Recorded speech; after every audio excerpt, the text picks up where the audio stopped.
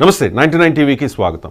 MVR Krishnateja 2015 batch IAS officer. ప్రస్తుతం కేరళలోని త్రిశూర్ కలెక్టర్గా పనిచేస్తోన్న Krishnateja AP deputy CM Pawan కళ్యాణ్కి ఓఎస్డీగా బాధ్యతలు చేపట్టబోతూ ఉన్నారు.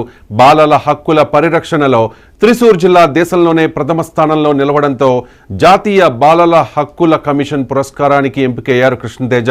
పవన్ కళ్యాణ్ కూడా కృష్ణతేజ చేసిన కృషిని కొనియాడారు, ప్రశంసలతో ముంచెత్తారు. కరోనా కష్టకాలంలో, కేరళ వరదల విపత్తు సమయంలోనూ విధి నిర్వహణలో కృష్ణతేజ చూపిన అంకిత భావాన్ని కేరళ ప్రజలు మరిచిపోరని పవన్ కళ్యాణ్ ప్రశంసించారు. మరిన్ని సేవలు అందిస్తూ ఉద్యోగులకు, యువతకు స్ఫూర్తిగా నిలవాలని కోరారు పవన్ కళ్యాణ్. త్వరలోనే జాతీయ బాలల హక్కుల కమిషన్ పురస్కారాన్ని కూడా కృష్ణతేజ అందుకోబోతూ ఉన్నారు. ఈ నేపథ్యంలో డిప్యూటీ సీఎం పవన్ కళ్యాణ్ అభినందనలు తెలియజేశారు. దీంతో ఒక్కసారిగా ఈ యువ ఐఏఎస్ అధికారిపై అందరి దృష్టి పడింది. MVR Krishnateja 2015 batch IAS officer, స్వస్థలం పల్నాడు జిల్లా చిల్లకల్లూరిపేట. సాధారణంగా మనం చూస్తూ ఉంటాం, మంత్రులకు ఓఎస్డీలుగా ఆర్డీఓ స్థాయి అధికారులను నియమిస్తూ ఉంటారు. కానీ డిప్యూటీ సీఎం పవన్ కళ్యాణ్ కోసం ఏకంగా ఒక ఐఏఎస్ అధికారినే డిప్యుటేషన్ మీద ఏపీకి తీసుకొస్తూ ఉన్నారు సీఎం చంద్రబాబు నాయుడు. డిప్యుటేషన్పై కృష్ణతేజను ఆంధ్రప్రదేశ్కు పంపాలని కేంద్రానికి ఏపీ ప్రభుత్వం లేఖ కూడా రాసింది. పవన్ కళ్యాణ్ దగ్గర ఓఎస్డీగా పనిచేయడానికి ఓకే చెప్పారు కృష్ణతేజ. పవన్ కళ్యాణ్ లాంటి నిజాయితీ గల మంత్రి దగ్గర ఓఎస్డీగా పనిచేయడం తాను అదృష్టంగా భావిస్తున్నానని చెప్పారు కృష్ణతేజ.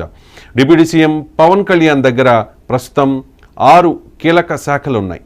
గ్రామీణాభివృద్ధి, గ్రామీణ నీటి సరఫరా, పంచాయతీరాజ్, సైన్స్ అండ్ టెక్నాలజీ, అటవీ అండ్ పర్యావరణం. ఇవన్నీ కూడా చాలా కీలకమైన శాఖలు.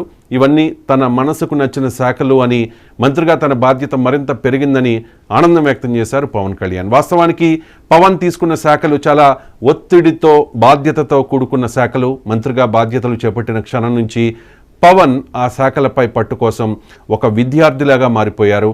ఆయా శాఖల అధికారులతో వరుస సమీక్షలు నిర్వహిస్తూ ఉన్నారు.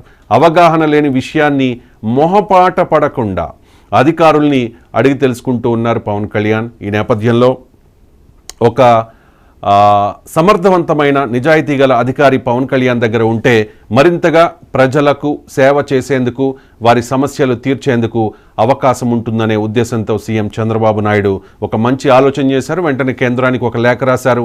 ఇప్పటికే డిప్యూటీ సీఎం పవన్ కళ్యాణ్ని కృష్ణతేజ సచివాలయంలో కలిసిన తర్వాత ఆల్రెడీ మాటలన్నీ కంప్లీట్ అయ్యాయి. మరికొద్ది రోజుల్లో పవన్ కళ్యాణ్, డిప్యూటీ సీఎం పవన్ కళ్యాణ్కి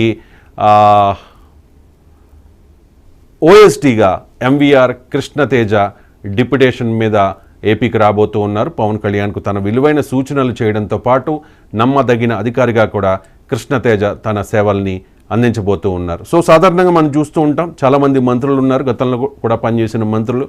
వాళ్ళ దగ్గర ఆర్డీఓ స్థాయి అంటే గ్రూప్ 1 ఆఫీసర్ని మాత్రమే ఓఎస్డీగా పెడుతూ ఉంటారు, అంటే డిప్యూటీ కలెక్టర్.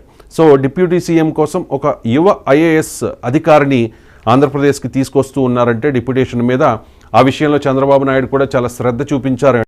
అంటే మనం అర్థం చేసుకోవాలి పవన్ కళ్యాణ్ రోల్ ఈ గవర్నమెంట్లో ఏ రకంగా ఉండబోతోంది అని చెప్పి. గతంలోనే చెప్పారు పవన్ కళ్యాణ్, రాబోయే ప్రభుత్వంలో జనసేనది బలమైన సంతకం ఉండబోతోంది అని చెప్పి.